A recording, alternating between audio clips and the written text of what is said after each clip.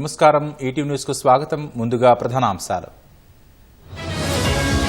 ప్రజలు తిరస్కరించినా మారలేదు, విపక్షాలపై మోదీ విమర్శలు.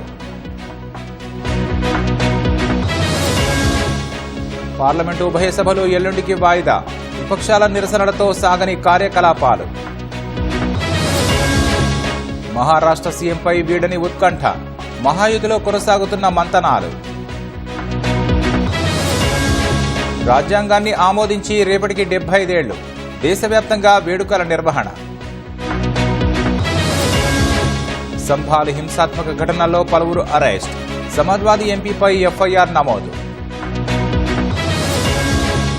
పెర్త్ టెస్టులో టీమిండియా రికార్డు విజయం, 295 పరుగుల తేడాతో జయభేరి.